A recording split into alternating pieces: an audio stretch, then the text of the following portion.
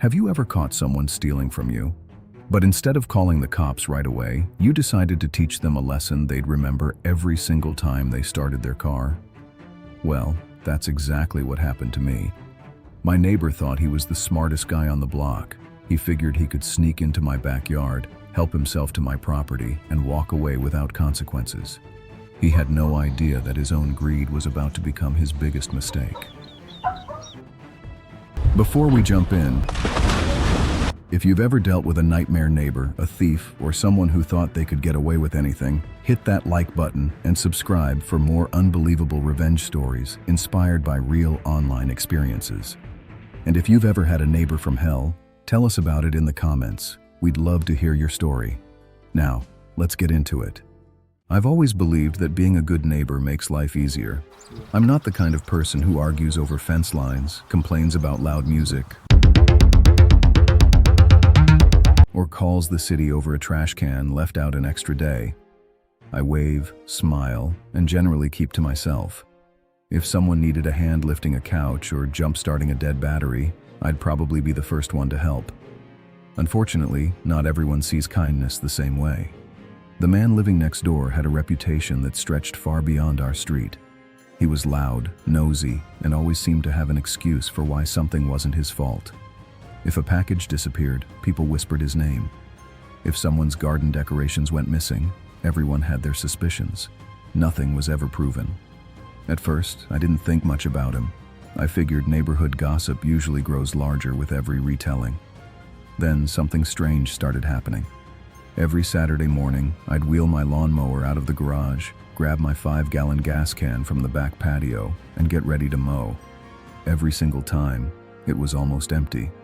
That made absolutely no sense. My mower only held about a quart of fuel. Even mowing my entire yard barely made a dent in a full gas can. Yet somehow, week after week, I was buying more gasoline than anyone with my tiny yard ever should. At first, I blamed myself. Maybe I'd forgotten how much I'd used. Maybe the gas evaporated somehow. Maybe I'd accidentally filled something else and simply didn't remember. But the numbers never added up. Eventually, I started marking the fuel level on the side of the can with a small strip of masking tape. It wasn't anything fancy, just enough to tell if the level had changed. The next afternoon, I walked outside. The tape no longer lined up with the fuel. Someone had been using my gas. I stood there staring at that can, feeling a knot tighten in my stomach. It wasn't even about the money. Gas wasn't cheap, but replacing a few gallons wasn't what bothered me most. It was the feeling that someone had been walking onto my property while I was away, treating my backyard like it belonged to them.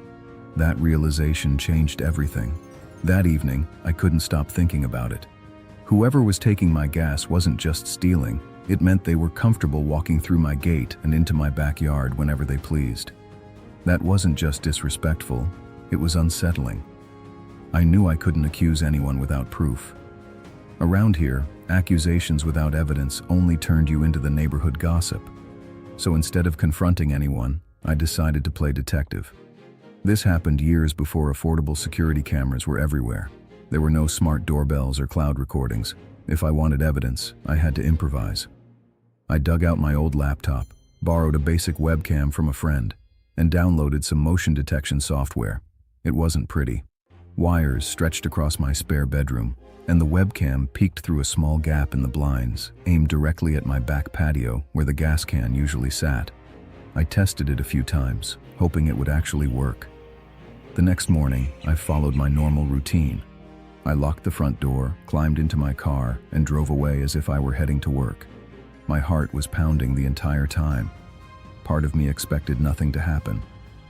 5 minutes later, my phone buzzed with a notification from the software. Motion detected.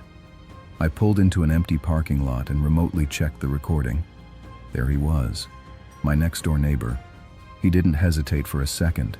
He casually opened my backyard gate like he'd done it dozens of times before.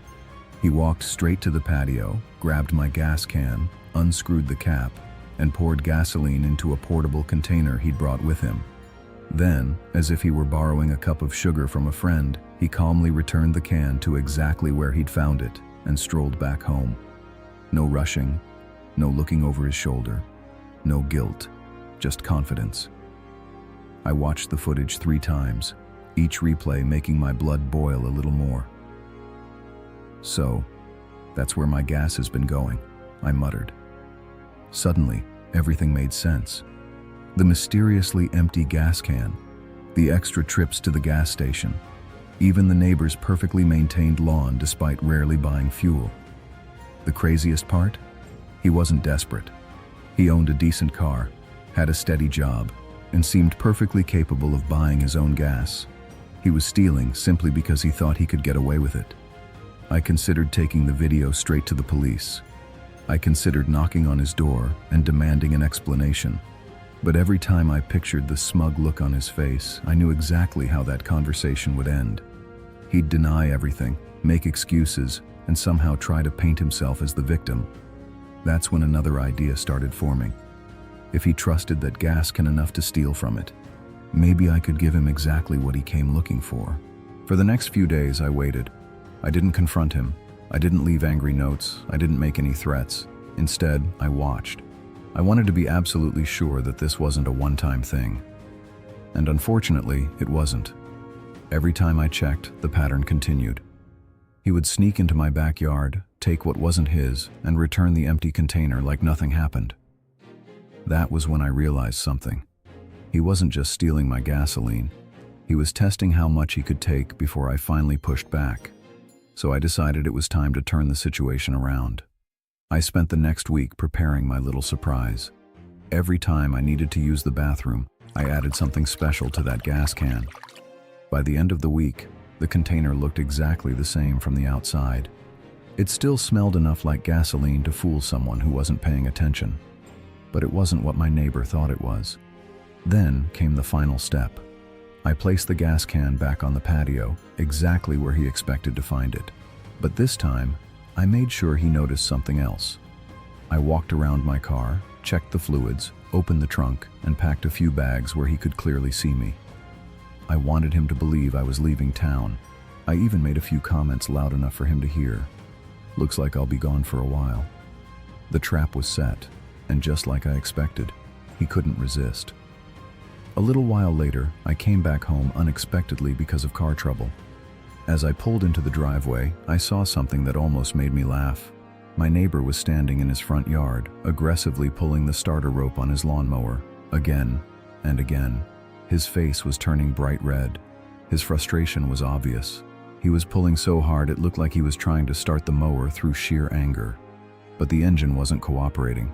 Then, after several failed attempts, he gave up, jumped into his car, and drove away. I watched from my window. A few minutes later, his car suddenly stopped down the road. The same person who thought he was clever enough to steal from me was now stranded because of his own greed. I walked outside and checked the gas can. Empty. He had taken the bait. The best part wasn't seeing him struggle with a lawnmower or a broken-down car. The best part was knowing that, for once, he experienced the same helpless frustration he had caused me. Later, I discovered there was much more to his story. He had outstanding arrest warrants, and eventually, his own actions caught up with him. I had signed up for a sheriff's ride-along program using his information, which helped bring attention to the situation. In the end, I didn't have to destroy his life. I simply stopped letting him take advantage of mine. Because sometimes the most satisfying revenge isn't about getting even. It's about reminding someone that every action has consequences. If this story gave you that satisfying feeling of justice finally being served, hit that like button and subscribe for more unbelievable revenge stories. And tell us in the comments, what would you have done if you caught someone stealing from you? Because sometimes, the best revenge is simply letting people experience the consequences of their own choices.